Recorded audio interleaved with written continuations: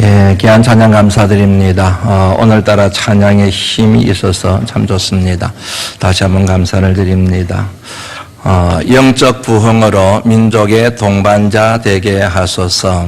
이 앞에 현수막에 써 있는 표입니다. 한번 여러분 저를 따라서 해보시겠습니까? 영적 부흥으로 민족의 동반자 되게 하소서. 한 번만 더 해볼까요? 영적 부흥으로 하나님의 동반자 되게 하소서. 예, 이 표는 우리 교회가 속한 우리 교단 대한예수교 장로회 통합적 교단에서 2019년 새해 표로 정한 것입니다. 지난해 총회를 통하여 이 표가 발표가 되었는데 이 표를 접하면서 참 마음이 반가웠습니다. 좋았습니다. 우리 교단이 참 근사한 교단이구나 하는 생각이 들었기 때문에 그렇습니다. 무엇보다도 우리 그리스도인들의 사명이 무엇인지, 그리고 주께서 피로 값주고 세우신 교회의 사명이 무엇인지를 정확하게 일러주고 있다는 생각이 들었기 때문입니다. 게다가 이 표현은 우리 교회 원래 목회 방향과도 그대로 일치합니다. 여러분, 이 현수막의 저 앞쪽으로 보시면은 일상의 영성, 일상의 성교라고 하는 표현이 나오는 것을 볼 수가 있을 겁니다. 이게 원래 우리 교회 표입니다. 일상의 영성, 일상의 성교. 이 같은 일상의 영성과 맥이 통하는 표현이 영적 부흥이잖아요. 영적 부흥과 일상의 영성은 맥이 통합니다. 그리고 일상의 성교와 민족의 동반자가 맥이 통하지 않습니까? 그런 면에서 참 좋다 하는 그런 생각을 하게 되었습니다. 오늘은 민족의 동반자라고 하는 이 표현에 담겨 있는 의미에 대해서 함께 생각을 나누면서 하나님의 음성, 하나님의 뜻을 헤아려 보려고 합니다. 여기에 사용된 동반자라고 하는 표현, 여러분들 참 오래간만에 들어보시지 않을까 하는 생각이 듭니다. 저도 오래간만에 이 표현을 접했습니다. 동반자라는 말의 의미가 뭘까? 사전을 살펴보면 이렇게 되어져 있습니다. 어떤 일을 할 때 혹은 어떤 행동을 할 때 짝을 이루어서, 이게 중요합니다. 짝을 이루어서 함께 움직이는 사람, 어떤 일을 할 때, 어떤 행동을 옮길 때, 어디로 갈 때에 짝을 이루어서 함께 움직이는 사람을 일러서 사전적인 의미로 동반자라고 한다는 것입니다. 그러므로 교회가 민족의 동반자라고 하는 것은 교회 공동체, 신앙 공동체인 교회와 그리고 민족 공동체가 한 운명 공동체일 수밖에 없음을 전제하고 있음을 저와 여러분들이 알 수가 있습니다. 이 같은 사실을 인정할 때 교회가 많은 사역들이 있는데 그 사역들을 감당해 갈 때에 사역의 지평이 확장되어야 된다는 얘기입니다. 개인에서 공동체로 사역의 지평이 확장되어야 될 그 같은 책무가 주어졌음을 민족의 동반자, 이 표현을 통해서 알 수가 있지요.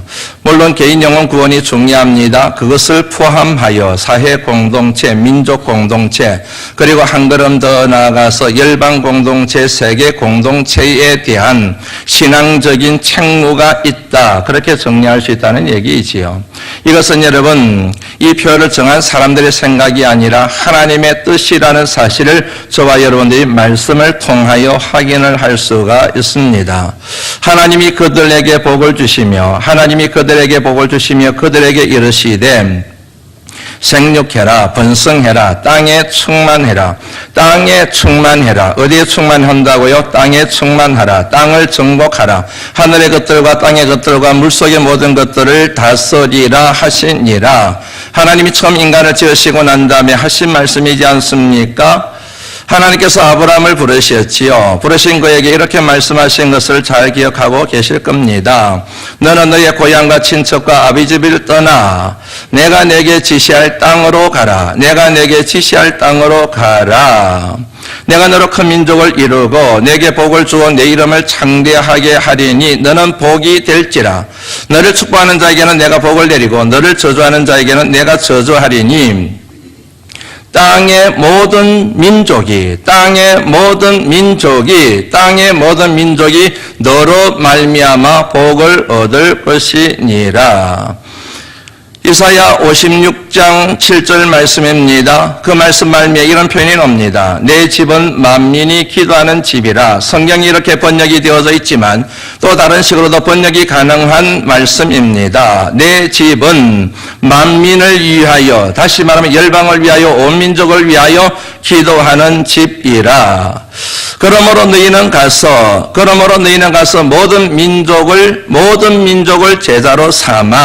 모든 민족을 제자로 삼아 아버지와 아들과 성령의 이름으로 세례를 베풀고 내가 너희에게 분반 모든 것을 가르쳐 지키게 하라. 말씀의 맥이 통하고 있는 것 이해가 되시지요? 예수님께서 부활하셨습니다. 부활하신 주님께서 성천하시기 직전 제자들이 예수님께 찾아와서 주님한테 질문을 던집니다. 사도행전 1장 6절 말씀에 보면은 주께서 이스라엘 나라를 회복하심이 이때니까라고 그렇게 질문을 합니다. 이 질문은 두 가지 질문이에요. 주님께서 이스라엘 나라를 회복하실 겁니까? 이스라엘 나라 기억해 두시죠? 이스라엘 나라를 회복하실 겁니까? 둘째, 그때가 바로 지금입니까? 그랬어요. 주님이 이 같은 질문에 대하여 먼저 때와 시기에 대해서는 답을 이렇게 하셨죠. 사도행전 1장 6절 말씀에 보면 7절 말씀에 보면 그렇게 나오잖아요. 때와 시기는 아버지께서 자기의 권한에 두셨다. 너희의 알 바 아니다. 이스라엘 나라가 회복될 겁니까에 대한 질문에 대한 답은 사도행전 1장 8절 말씀에 되어져 있지요. 오직 성령이 너희에게 임하시면 너희가 권능을 받고 예루살렘과 온 유대와 사마리아와 땅끝까지 이르러 내 정인이 되리라. 예수 그리스도의 정인이 되리라. 예수 그리스도의 삶과 가르침의 정인이 되리라. 예수 그리스도의 삶과 가르침의 핵심 가치는 뭐였습니까? 하나님 나라. 그러므로 주님께서 제자들에게 답을 하시되 이렇게 답하신 거예요. 지금까지는 너희가 이스라엘 나라 회복을 위하여 살아갔지만 이제부터는 하나님 나라 회복을 위하여 살아가거라. 예루살렘에서 유다로 그리고 사마리아 땅끝까지 하나님의 나라가 회복되는 것, 그게 너희들의 비전이어야 된단다. 사역의 지평을 확장시키는 말씀이지요. 비전의 지평을 확장시키고 있는 근면의 말씀이요 명령의 말씀입니다. 예루살렘에서 땅끝으로 그리고 이스라엘 나라에서 하나님 나라로 사역의 지평, 비전의 지평, 관심의 지평, 기도의 지평이 확장되어져야 된다 하는 것입니다. 여기서 저와 여러분들이 주님께서 비교하고 계시는 이스라엘 나라와 하나님 나라의 속성을 차이점을 여러분들 이해할 필요가 있습니다. 여기서 말하는 이스라엘 나라가 회복되는 것은 개인의 측면을 얘기하는 겁니다. 신학적으로 어려운 말로 프라이빗 스피어라고 그렇게 얘기를 합니다. 개인의 믿음이 회복되는 것, 개인의 사랑이 회복되는 것, 개인의 소망이 회복되는 것, 다시 말씀드리면 건강이 회복되고 물질이 회복되고 사업이 회복되고 관계가 회복되고 가정이 회복되고 사업이 회복되고 직장이 회복되는 것, 지극히 개인적인 측면을 얘기하는 그 같은 의미로 이스라엘 나라 회복이라고 그렇게 정리를 할 수가 있습니다. 그런데 제자들의 관심은 거기에 있었는데 주님이 그게 아니다. 이제부터는 하나님 나라 회복을 위하여 살아야 된다. 하나님 나라 회복은 공적 역할, 교회의 공적 역할, 그리스도인들의 공적 역할, 교회가 가져야 될 사명의 지평이 공동체적 차원에까지 확장되어져야 된다는 이런 의미가 있는 것이지요. 사회 공동체, 민족 공동체, 세계 공동체, 열방 공동체가 다 하나님의 나라가 되어야 한다. 하나님이 세상을 이처럼 사랑하사, 하나님이 뭘 사랑하세요? 세상을 사랑하사. 하나님이 세상을 사랑하사 독생자를 주셨으니 이는 그를 믿는 자마다 멸망하지 않고 영생을 얻게 하려 하심이라. 그 주님이 저와 여러분들에게 이렇게 명령하셨습니다. 말씀하셨습니다. 너희는 세상의 소금이다. 너희는 세상의 소금이다. 세상의 소금으로 살아가야 된다. 너희는 세상의 빛이다. 세상의 빛으로 살아가야 된다. 이 같은 말씀의 토대를 생각할 때 교회가 민족의 동반자가 되는 것은 선택이 아니라 필연적인 소명이요 사명이며 하나님의 뜻이라는 사실을 명확하게 우리가 이해를 할 수가 있습니다. 그러므로 주께서 피로 값주고 세우신 교회는 이 같은 하나님의 뜻에 따라 민족의 동반자로서의 그 사명과 역할을 감당해야 합니다. 이 땅에 복음이 들어왔을 때입니다. 처음 이 땅에 복음이 들어왔을 때 교회는 이 같은 사명을 참 잘 감당을 했어요. 너무너무 사명을 잘 감당을 했습니다. 그 당시 기독교로 개종한 사람들의 유형을 크게 둘로 기독교 한국교회 역사학자들이 그렇게 둘로 크게 나눕니다. 한 유형은 엘리트 이상의 계층들이 기독교로 개종한 경우입니다. 엘리트 이상의 계층들이 교회로 물밀듯이 밀려 들어온 경우가 있었습니다. 이유는 간단합니다. 이 나라, 이 민족의 문제를 해결할 수 있는 길이 교회밖에 없었기 때문에, 이 나라, 이 민족의 국운이 하나님의 손에 달려있다는 사실을 깨달았기 때문에 엘리트 이상의 계층들이 교회로 들어왔다는 얘기입니다.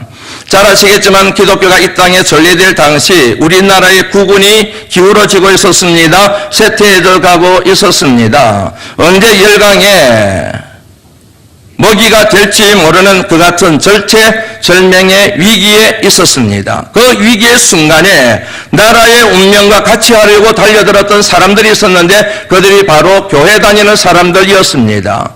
교회였습니다. 교회는 여러분 크게 두 가지 힘이 있었습니다. 하나는 교회 내적인 힘이 있었습니다. 그것은 믿음의 힘입니다. 그 믿음의 힘을 가지고 하나님 앞에 나라와 민족을 위하여 기도하는 삶을 살았다는 얘기입니다. 그리고 교인들끼리 연대하여 어떻게 하면 이 민족의 위기를 극복하게 할 것인가 힘을 모았다는 얘기입니다. 이거를 내연이라고 얘기를 합니다. 외연의 힘이 있었습니다. 교회 밖의 힘을 교회가 활용할 수 있었다는 얘기입니다. 그 당시 여러분 아시는 것처럼 많은 외국인 선교사들이 왔습니다. 힘 있는 나라들에서 파수한 선교사들입니다. 그들을 통하여 우리나라 밖의 힘을 활용하여 우리 민족의 문제를 해결할 수 있는 그런 실마리가 교회 안에 있었던 거예요. 이걸 알았던 사람들이 바로 엘리트 이상의 계층들이었습니다. 그래서 나라와 민족의 문제를 해결하기 위하여 이 난국을 타개하기 위하여 교회로 밀려들게 되었고 결국은 하나님을 만나게 되었고 신앙에 입각한 애국자들이 되었다는 그런 얘기입니다. 가장 대표적인 사건이 바로 3.1운동이지요. 3.1운동. 여러분들이 아시는 것처럼 3.1 독립기념 대표자들이 있지 않습니까? 33명 중에 16명이 바로 기독교인이라고 하는 사실, 그것도 중요하지만 3.1운동이 끝나고 난 뒤에 가장 많은 피해를 본 곳이 어딘지 아시죠? 교회예요. 교회가 엄청난 피해를 받습니다. 교회가 파괴되어졌습니다. 교회가 전소되어졌습니다. 여러분 제암리 그걸 알려고 하면은 제암리 순교성지를 가보세요. 여기에 살면서 제암리 순교성지 한 번도 안 갔다 오신 분들이 계시는 것 같은데 꼭 갔다 오셔야 됩니다. 우리 민족들이 신앙을 가진 우리 신앙의 선배들이 나라와 민족을 위하여 혹은 복음을 위하여 어떤 고초를 겪었는지 한 번쯤은 여러분들 보고 넘어가셔야 되지 않겠습니까? 이 지역에 우리가 살고 있는데 야선 교회들이 엄청난 핍박을 받았습니다. 박해를 받았습니다. 많은 그리스도인들이 옥고를 치루었습니다. 죽임을 당했습니다. 순교를 했습니다. 왜요? 왜 일제가 그처럼 교회를 탄압하고 그리스도인들을 여러분 그렇게 잡아 죽였겠습니까? 이유는 간단한 거예요. 가장 큰 걸림돌이 교회였거든요. 일제가 우리나라를 완전히 정복하는데 가장 큰 장애물이 교회요 그리스도인들이었거든요. 이참에 됐다 싶어가지고 교회를 그렇게 핍박을 해버린 것입니다. 그만큼 여러분 나라와 민족의 문제를 해결하는 실마리 중에 실마리를 갖고 있었던 것이 바로 교회였다는 사실을 반증하는 예가 된다는 얘기입니다. 그 다음에 두 번째 기독교로 개종한 유행이 있습니다. 서민 이하의 계층입니다. 그 당시에도 종들이 있었잖아요. 서민 이하, 일반 백성들 이하의 계층들이 기독교로 막 밀려 들어오는 거예요. 교회로 밀물듯이 들려오는 거예요. 왠 줄 아세요? 그들의 생명을 지키기 위하여, 그들의 재산을 지키기 위하여, 그들의 인권을 보장받기 위하여 그랬다는 얘기지요. 그 당시 여러분 매관매직이 성행했습니다. 탄관 오리들의 행포가 천인 공노할 탄관 오리들의 행포가 거기에 달아있을 때였지요. 매관매직이 뭔지 아시죠? 돈 주고 배스를 사는 거예요. 아무리 돈이 많이 들어가도 걱정하지 않아요. 왠 줄 아십니까? 그 같은 여러분 매관매직을 했는데 돈으로 배스를 샀는데 자기가 부임한 마을에 가가지고 부임한 고을에 가서 다 뽑을 수가 있거든요. 그러면 여러분 누구를 대상으로 해서 그것을 뽑겠습니까? 힘없는 백성들. 힘없는 백성들에게 가중한 세금을 물리고 착취를 하고 탈취를 하는 거예요. 그래서 배수를 사는 데 들어간 모든 돈을 다 뽑는 거예요. 그리고 호의호식까지 할 수 있는, 그런 뭐냐면 돈을 벌어들일 수가 있거든요. 그런데 이 같은 탐관 오리들의 횡포에 강력하게 저항하고 맞선 사람들이 있었는데 그들이 바로 교회 다니는 사람들이었습니다. 얼마나 교회 다니는 사람들이 이 탐관 오리들의 횡포에 강력하게 맞섰는지, 내가 매직을 한 사람이 자기가 부임하는 고를 이렇게 들여다본다 그래요. 그러면 여러분 교회가 있잖아요. 교회가 있으면 나 안 가겠습니다. 다른 곳으로 보내주세요. 이렇게 탄원이 줄을 이었다고 할 정도였다고 합니다. 그래서 백성들은 그를 눈치채고 자신들의 생명과 재산을 지키기 위하여 자신의 인권을 인정해주는 교회로 물밀듯이 밀려들면서 교회가 수적인 부흥을 이루게 되었다는 얘기입니다. 이 같은 교회의 역할과 관련하여 연세대학교에서 한국교회사를 가르쳤던 민경배 교수님이 한마디로 딱 정리를 했어요. 그 당시 교회는 민족의 에너지였다. 그 당시 교회는, 기독교는 이 민족의 에너지였다는 거예요. 에너지. 에너지는 여러분 생명과 직결되는 거잖아요. 민족을 살리고 백성들을 살리는 에너지 그 자체가 바로 교회요 기독교였다는 얘기입니다. 의료사역을 통하여, 교육사역을 통하여, 구제사역을 통하여, 교회를 지어서 복음을 전파하는 것을 통하여 온갖 사회의 불의와 부조리에 맞서서 항거하는 이 같은 정신을 통하여 백성들의 영혼에 허기진 그 마음을 채우고 육신의 허기를 채워주고 정신의 허기를 채워줬기 때문에 그 같은 여러분 찬사를 받고, 그리고 교회가 부흥하게 되는 큰 토대가 그때 만들어졌다는 그런 말씀을 여러분들에게 드리는 것입니다. 그런데 참으로 안타깝고 불행하게도 근자에 이르러 한국교회는 더 이상 이 같은 사명을 감당하지 못하고 있습니다. 더 이상 민족의 에너지가 되지 못하고 있습니다. 민족의 에너지가 되기는커녕 교회 안팎의 사람들이 교회와 교회 지도자들과 성도들을 향하여 끊임없이 고발하는 이야기들로 넘쳐나고 있습니다. 너무 안타깝게도 교회 밖의 사람들이 교회를 믿지를 않아요. 교회 다니는 사람들을 믿지를 않습니다. 예전에는 교회 다닌다 그러면 교회 다니는 사람들 믿을만해. 직장에 들어갈 때도 교회 다니는 사람 우선적으로 선택할 필요가 있어. 그 사람들은 정직하고 성실해. 그랬던 사회였어요. 그런데 요즘 여러분 그리스도인들, 속과 겉이 다른 사람들, 어디를 가든 여러분 환영을 받지를 못해요. 그렇지 않습니까? 여러분들이 사회 밖에 나가서 직장 생활할 때 그리스도인이라고 하는 이름표를 붙이고 사세요? 다 내리잖아요. 왜냐하면 불이익을 당하니까, 사람들이 싫어하니까. 나 교회 다니는 사람입니다. 나 교회 다니는 집사입니다. 나 목사입니다. 장로입니다. 권사입니다. 그렇게 떳떳하게 여러분 밝히면서 사회생활하고 직장생활하는 사람이 과연 몇이나 여기 있겠어요? 다 내리는 거예요. 다 이름표를 감추는 거예요. 할 수만 있다면 교회 다니는 거를 감추려고 예를 써요. 왜요? 환영을 못 받으니까. 인정을 못 받으니까. 오히려 이익이 되는 게 아니고 불이익을 당하니까. 그런 거이지 않겠습니까?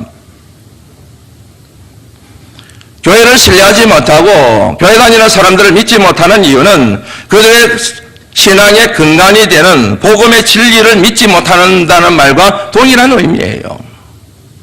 믿지 못하는 정도가 아니라 싫어하지요, 미워하지요, 멸시하지요, 조롱하지요. 여러분 지성어로 기독교라는 표현을 사용하지를 않아요. 개독교라 그러잖아요. 개독교. 저와 여러분들의 잘못된 신앙으로 인하여 하나님의 거룩한 영광이 수치와 모욕을 당하고 있는 이 같은 현실, 누가 여러분 반박을 하겠어요? 누가 아니라고 얘기를 할 수가 있겠어요? 우리가 우리 자신을 봐도 형편이 없는데, 내가 내 자신을 봐도 정말 못 믿을 것 같은데, 내가 뭐냐면은 교회를 봐도, 목회자를 봐도, 지도자들을 봐도, 내 신앙의 모습을 봐도 그들이 할 말에 대하여 반박할 수 있는 언덕이가 하나도 없는데, 왜 이 같은 여러분 불행한 처지가 되어버렸는가? 하나님의 영광을 위하여 세움받은 교회가, 피로 값주고 세우신 이 고귀한 교회가 왜 이처럼 여러분 멸시를 당하고 손가락질 받고 그리고 사회로부터 점점점 소외되어져 가고 있는가? 세상에 들어가서 빛이 되어야 되고 소금이 되어야 될 교회가 오히려 너희들이 더 부패했으니 너희가 더 어두워졌으니 너희들부터 계획하라는 이 얘기를 들으면서 우리가 지금 신앙생활하게 되는 처지가 되고 말았는가? 여러분들은 그 이유가 뭐라고 생각하시는지요?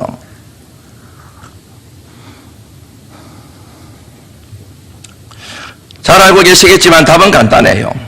복음의 본질을 잃어버렸기 때문입니다. 복음의 본질이 있습니다. 복음의 본질은 예수 그리스도의 정신과 의입니다. 예수 그리스도의 정신과 의의 가장 중요한 것은 십자가입니다. 십자가 정신, 예수 그리스도의 정신과 의, 이게 복음의 본질이에요. 십자가 정신의 핵심 내용이 뭔지 아시죠? 나를 희생시켜 남을 살리는 거예요. 남을 살리기 위하여 내가 희생되고 남을 구원하기 위하여 나를 헌신하는 것, 이게 여러분 십자가의 정신과 의리예요.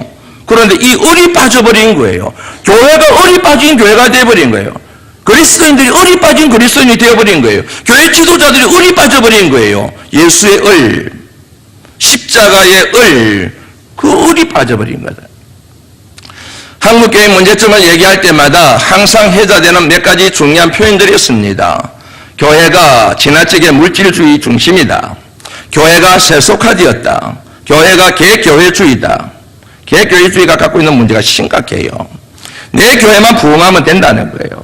그래서 여러분 전도하러 온 사람을 전도하는 이 같은 작태들이 여러분 거리 곳곳에서 일어나고 있어요. 개교회주의, 황금만능주의, 극단적 신비주의, 율법주의.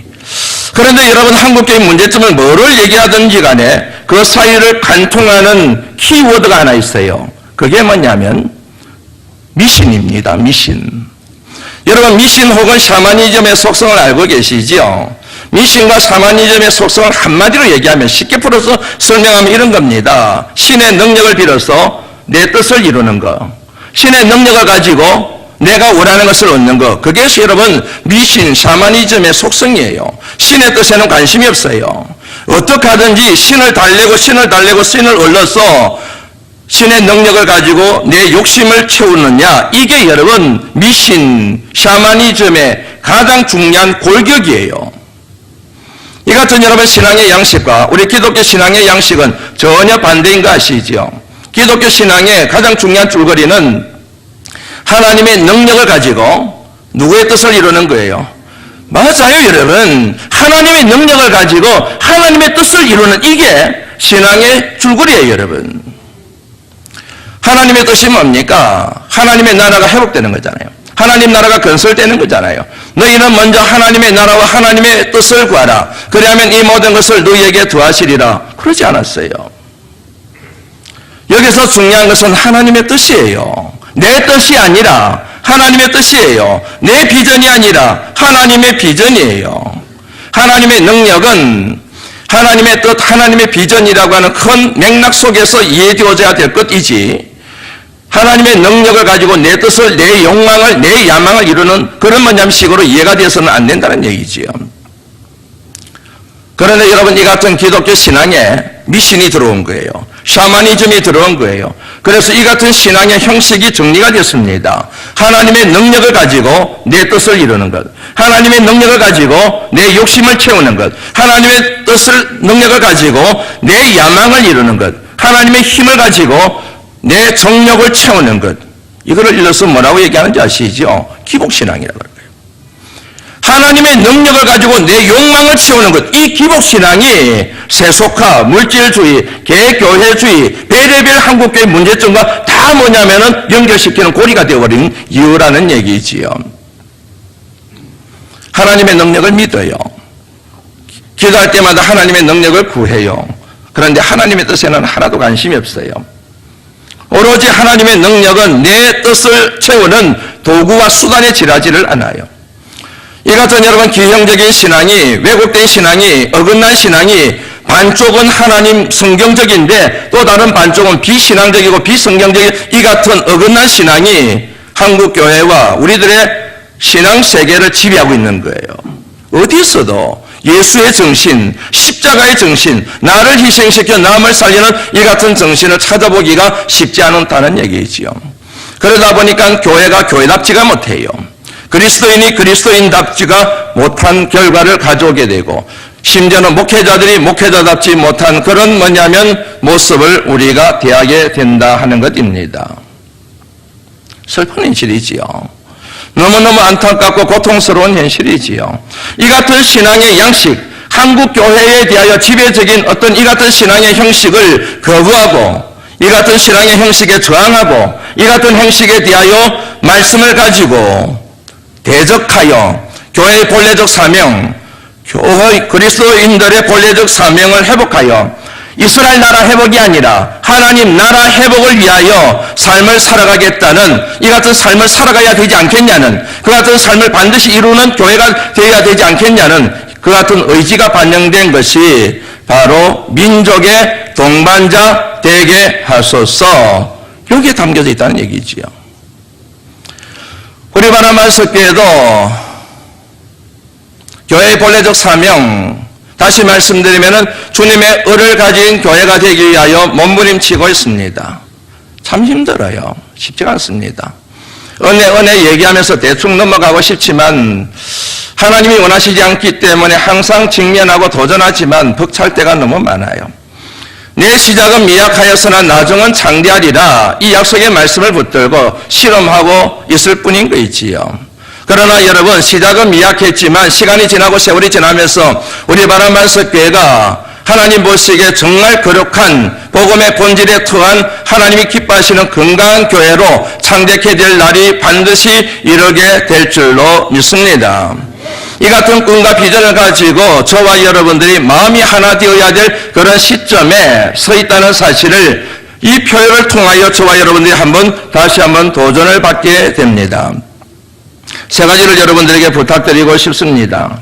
첫 번째, 우리가 살고 있는 이 지역 사회만이라도 건강하고 밝고 아름답고 깨끗하고 그리고 희망이 넘치는 사회로 만들어가는 일에 여러분 힘을 보태주시기를 주의 이름으로 부탁을 드립니다. 지난해에 우리 교회가 참 잘한 일들이 있습니다. 그 중에 하나가 마을 청소예요. 오후 찬양 예배 대신에 2달에 한 번씩 마을로 들어가서 청소를 했습니다. 지난 연말에 들어서 우리 교회에 대한 소문이 너무너무 좋은 소문이 정말 감당하기 벅찰 정도로의 소문이 제 귀에까지 계속 들려오더라고요. 마을 청소를 하면서 우리는 완장을 차지 않았습니다. 어깨띠도 두르지 않았습니다. 그 흔한 현수막도 하나 준비를 하지 않았습니다. 그냥 읍사무에서 여기 청소해 주세요 그러면 그리 몰려가서 청소하고, 저기 가서 청소해 주세요 그러면 저리 가서 청소하고 그랬습니다. 그런데도 불구하고 여러분, 어떻게 소문이 났는지 우리 교회가 좋은 일 많이 한다고 그렇게 이 근방에서 칭찬이 자자하다는 얘기를 들었습니다. 우리 교회 격을 높인 참 중요한 사역 중에 하나가 바로 지난해에 있었던 마을 청소였습니다. 그럼에도 불구하고 아쉬움이 좀 있어요. 좀 더 많은 분들이 참여하면 좋을 터인데, 어린아이들이 더 많이 참여하면 좋을 터인데, 연세 드신 분들도 참여하시면 얼마든지 하실 수 있는 일들도 있을 터인데, 교회를 통하여 지역사회가 깨끗해지고 그를 통하여 선한 영향을 끼치는 하나님 나라가 세워져 가는 그런 일들에 미끄럼이 되는 일들 쓰임받는 게 얼마나 큰 축복인데 그런 아쉬움이 조금 들더라는 얘기입니다. 올해도 하려고 합니다. 올해는 작년에보다도 더 많이 할 수 있으면 좋겠다는 생각이 듭니다. 그리고 내년이 되면 더 확장했으면 좋겠습니다. 어린아이들까지 330명이 모이는 우리 교회가 오후 찬양 예배 시간에 마을을 청소하는 일이 다 동원된다고 한다면 이 지역사회가 기절초풍하지 않은 일들이 일어나지 않을까 하는 그런 생각이 듭니다. 교회 안의 예배도 중요하지만 삶으로 예배드리는 매우 중요한 연습이 되고 훈련이 되는 마을 청소에 올해 여러분 적극적으로 참여하는 것이 민족의 동반자로서의 사명을 감당하는 매우 중요한 시도 가운데 하나가 되리라 여겨집니다. 지난해 업사무소에서 소개한 노부부의 집을 수리해 드렸습니다. 사회봉사부에서 애를 많이 썼습니다. 3일 동안 애썼습니다. 자녀들이 계세요. 자녀들이 그런데 돌볼 형편이 안 되는 거예요. 그러니까 여러분 정말로 학구방 같은 집에서 노부부가 노후의 삶을 보내고 계시는데 가면은 여러분 저절로 눈물이 날 정도예요. 그래서 업사무소와 연결이 되어져서 우리 교회 3일 동안 가서 일을 했습니다. 지난해는 한 가정이 됐지만 올해는 2가정으로 늘어나고 내년에는 3가정으로 늘어나고 때가 되면 30가정이 되고 이 근방에 있는 연세 드신 분들 소년 소녀 가정이 우리 바람발석교의 사랑의 덕을 입을 수 있도록 우리 교회가 힘써야 되지 않을까. 힘을 보태주시고 기도를 보태주시고 시간을 보태주시고 은사를 보태주시면 그게 바로 예수 믿는 진정한 보람 가운데 하나이고 하나님의 기쁨이 되는 길이 되지 않겠습니까? 김장 사역을 하고 있어요. 지난해도 1000포기 이상을 했습니다. 참 감사한 일이에요. 그런데 저는 아쉬워요, 항상. 제가 오면서 한 몇 포기 하다가 얼마 지나지 않아서 1000포기 했는데, 아니, 아직까지 1000포기 머물러 있거나, 이거 빨리 5000포기로 올라가야 되는데, 언제쯤이나 5000포기로 올라갈 수 있을까 하는 그런 아쉬움이 들었습니다. 여러분, 우리는 김장하는 게 쉽지 않지만, 김장이 쉽지 않은 이웃들이 너무너무 주변에 많아요. 이 바란이라고 하는 지역이, 저와 여러분이 살고 있는 이 지역에 형편이 힘든 분들이 너무너무 많다는 사실을 여러분들 아시는지요? 해마다 4명의 장학생들에게 장학금을 지불하고 있습니다. 신학생 빼고 고등학교 학생 2명, 인근에 있는 학생 2명, 그리고 또 미자리교회 목회자 학생 2명, 할 때마다 흙이가 져요. 너무너무 마음이 아쉬워요. 4명이 아니라 40명, 40명이 아니라 400명, 400명이 아니라 4,000명, 4만 명, 제 마음속에는 막 조급한 마음이 생기는 거예요. 4명 하는 것도 잘하는 거예요. 그런데 우리 교회 실력이 그 정도는 이상은 되는데 라는 생각이 들 때는 아쉬움이 든다는 그런 얘기입니다. 외국인 근로자들에게 우리가 선물을 나누어 드렸습니다. 이 땅에 스스로 발로 찾아와서 나 잡아먹으시오 라고 복음을 기다리고 있는 이 같은 외국인 근로자들을 세우고 그들을 주님 앞으로 인도하는 일들, 이것도 또한 우리가 감당해야 될 막중한 사명이라 그리 여겨집니다. 둘째, 여러분의 일상의 삶이 오늘 집사님이 기도 중에 말씀하신 것처럼 삶의 자리가 바로 선교지임을 자각하고 선교적인 삶을 살아가는 것, 이걸 여러분들에게 강력하게 촉구하고 싶습니다. 여러분들 저를 한번 따라서 해보시겠습니까? 나도 선교사다. 맞아요, 여러분. 저도 선교사이고 여러분 한 분 한 분이 다 선교사입니다. 선교사여야 됩니다. 멀리 외국에 나가서 하는 것만이 선교가 아니에요. 어떤 특별한 사람만이 선교적 삶을 살아는 선교사가 아닙니다. 예수 그리스도를 믿고 복음에 빚진 사람이라고 여기는 사람은 누구든지 다 선교사가 되어야 된다는 얘기지요. 먼 외국만이 선교지가 아닙니다. 가정이 선교지입니다. 직장이 선교지입니다. 친구와 만나는 자리가 선교지입니다. 저와 여러분들이 살아가는 이웃과의 삶의 터전이 바로 선교지입니다. 어떤 남자 집사님이 우리 교회에서 집사님이 된 가정이 있어요. 교회를 오셨어요. 세례를 받으셨습니다. 그리고 집사님이 되셨어요. 신앙생활 참 잘하고 계십니다. 그런데 그 집사님이 신앙을 갖게 된 이유가 있어요. 부인이 먼저 우리 교회를 나오기 시작했습니다. 신앙생활을 하기 시작하더니 집사님이 되셨어요, 그분이. 그러고 난 다음에 남편이 나왔어요. 남편이 나와서 한 얘기가 잊혀지지 않습니다. 자기가 교회에 나오게 된 이유가 자기 아내 때문이라는 거예요. 아내가 교회를 다니더니 변화가 일어나더래요. 그래서 교회가 좋은 곳인가 보다 하고 나와서 그렇게 여러분 신앙의 열매를 맺게 되었다는 얘기를 하시던데요. 그 여집사님은 남편에 대하여 선교사라고 할 수가 있겠지요. 그 가정이 선교지였기 때문에 그런 것입니다. 어떤 분이 교회를 나오셨습니다. 친구 따라 강남 가듯이 친구 따라 나오셨습니다. 집사님이 되셨습니다. 그 집사님에 대하여 그 친구분은 선교사였던 것입니다. 어떤 남편 때문에 어떤 아내가 나오셔서 세례를 받고 집사님이 되었습니다. 남편이 아내에 대하여 선교사라고 말씀을 드릴 수가 있습니다. 어떤 집사님 때문에 직원이 교회를 나오기 시작했습니다. 그 직원들에 대하여 그 집사님은 선교사라고 얘기를 할 수가 있는 거예요. 우리는 선교라는 표현을, 선교사라고 하는 표현을, 선교지라고 하는 표현을 너무너무 좁게 사용하고 있는 거예요. 모든 그리스도인들이 살아가는 삶의 자리가 선교입니다. 선교지입니다. 그러므로 저와 여러분들이 선교사로 살아가야 할 줄로 믿습니다. 세 번째, 고넬료 학교를 여러분들이 수리하시면 좋겠습니다. 다음 주에 고넬료 학교가 무엇인지를 자세하게 설명을 드릴 겁니다. 한마디로 말씀드리면 일상의 선교, 생활 선교사가 되기 위한 훈련 과정입니다. 먼저 항존직을 대상으로 해서 하게 될 겁니다.